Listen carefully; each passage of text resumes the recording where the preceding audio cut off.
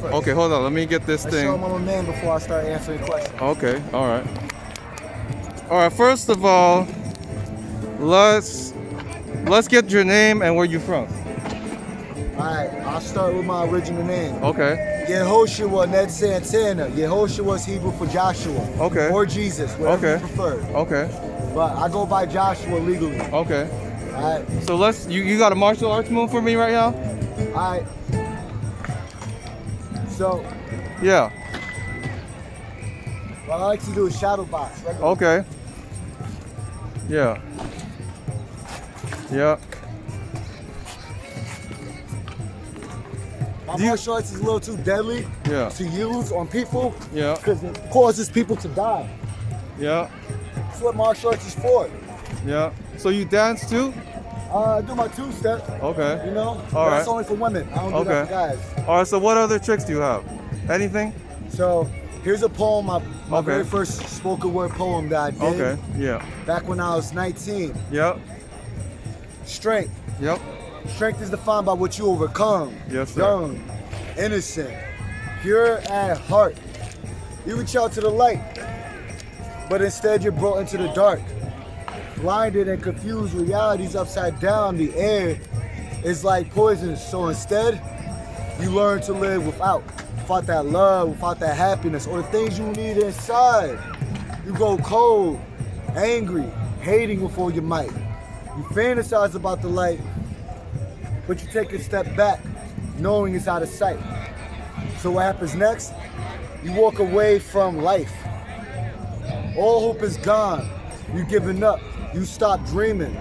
Then, out of the blue, it hits you without notice. You're confused and stunned. What you was looking for is in front of you. A loss for words as that light shines bright. You close your eyes, afraid that it might not be right.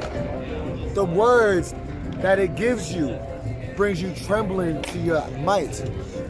You open your eyes and then you smile, which brightens up the night. And now you know that she's forever within your sight. The title is called Strength. Okay. So let's check out some of your art here. So these are artworks that I do just quickly. It's not my fine arts.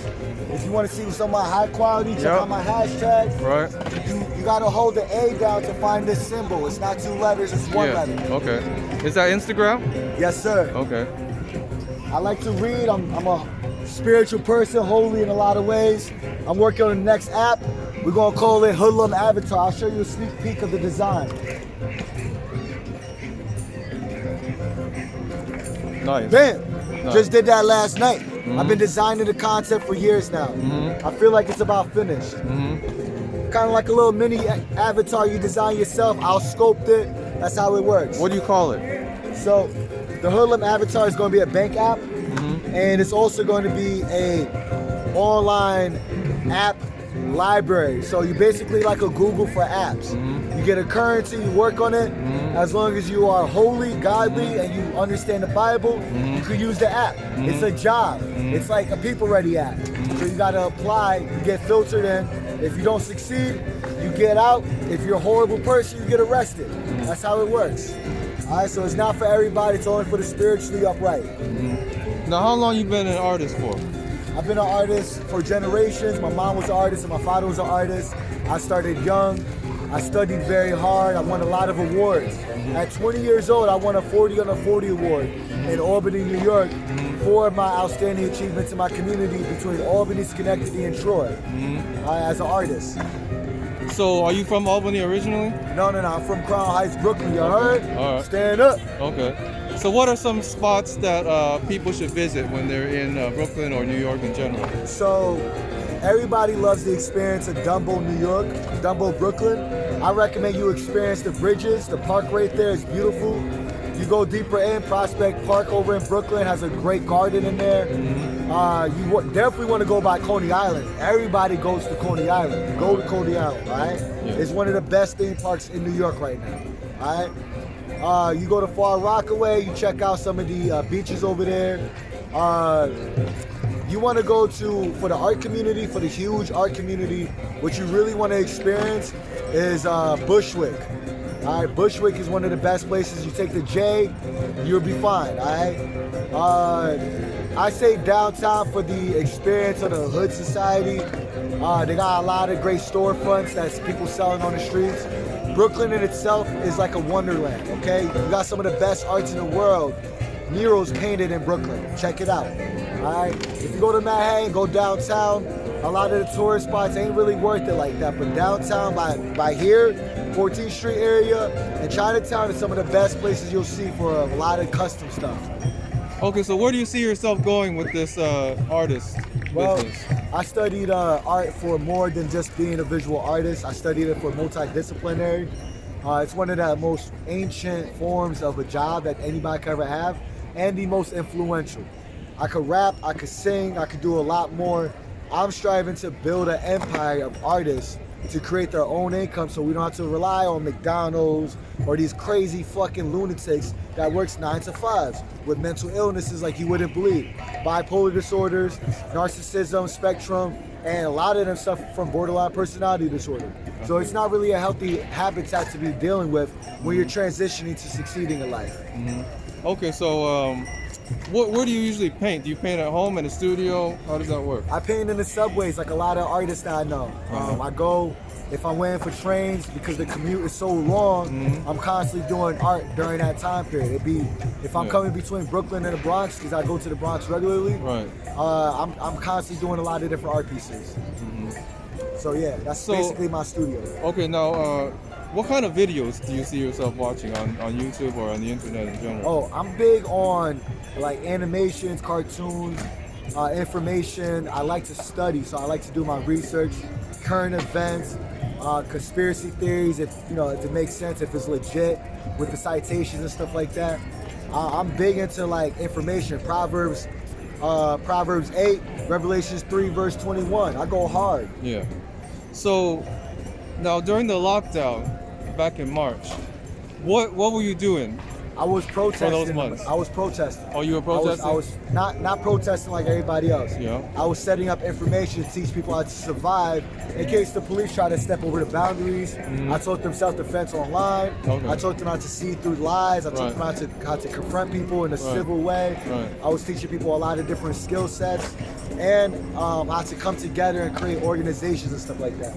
I was big on behind the scenes in the movements to create a more healthier, safer, and more productive for people to work together. I also was behind the scenes with the ski mask on, no comment.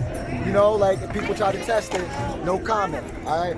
But what I'm trying to say is, it was very important for us to sit here and put it in the right direction. I did all that I could for my community. My name is Joshua Santana. My last name is what everybody calls me by, Santana. Anybody from the deep hood calls me Young God. So it's really been a big influence. And before I stop the conversation, I really did it for the younger generations come in to let them know that my generation is there for them, and more importantly cares about the community and wants to do better for everybody.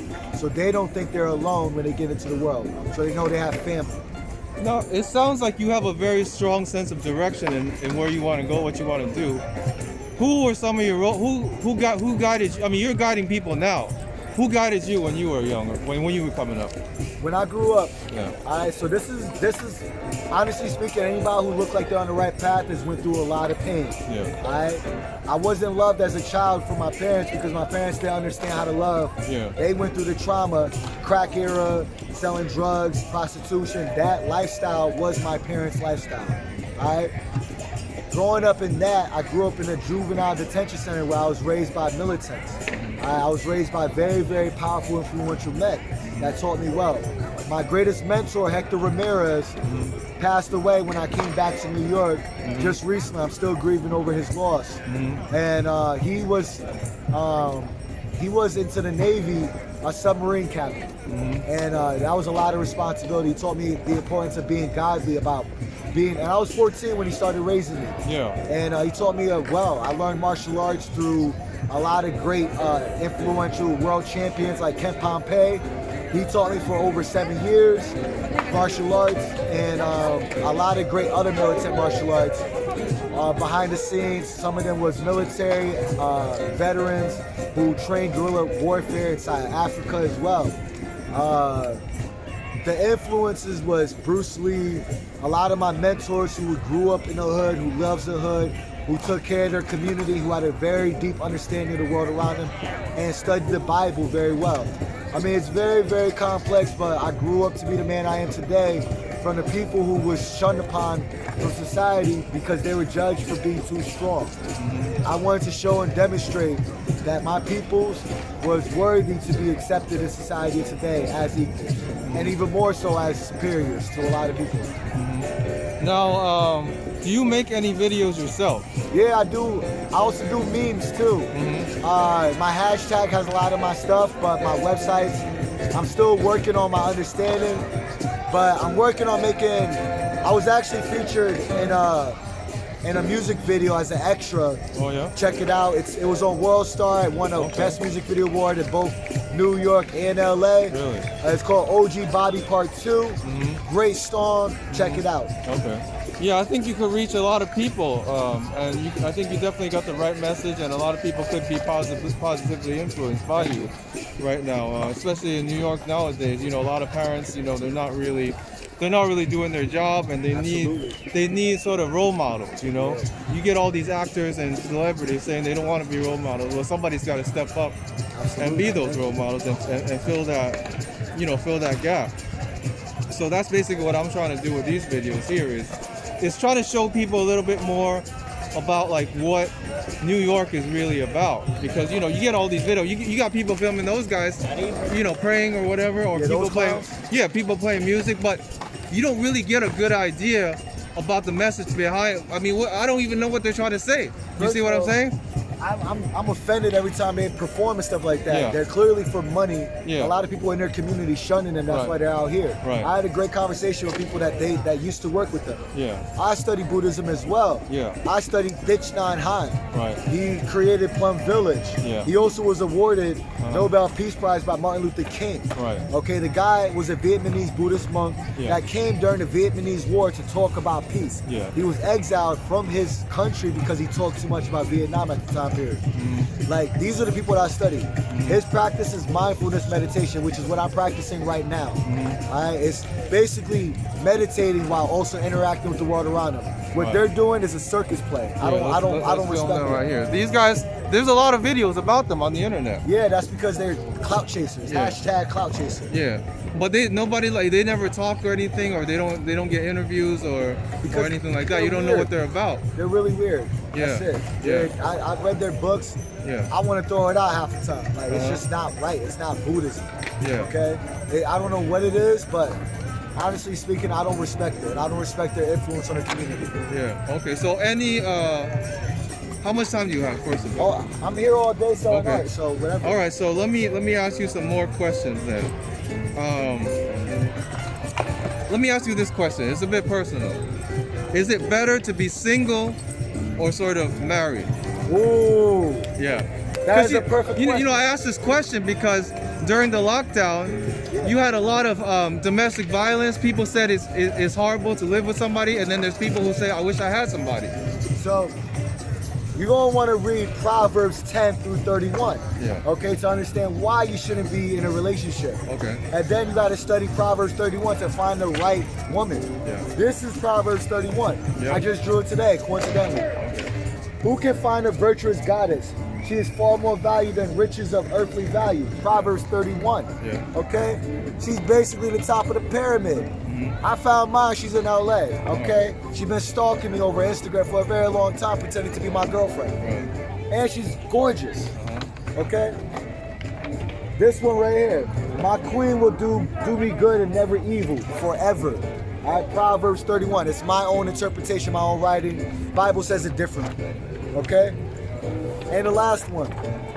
All right? I can give my heart safely to my queen, knowing I will never have need to lust. All right, Proverbs 31, my queen. All right, what we're looking at is intelligent women that needs to be loved because they don't want to be a prostitute or a hoe, which is popular nowadays. They want to love a man of their dreams and they want to be with them, okay? And if the man of their dreams don't notice them, they will be insecure. As a man, not a boy, okay, I choose to be abstinent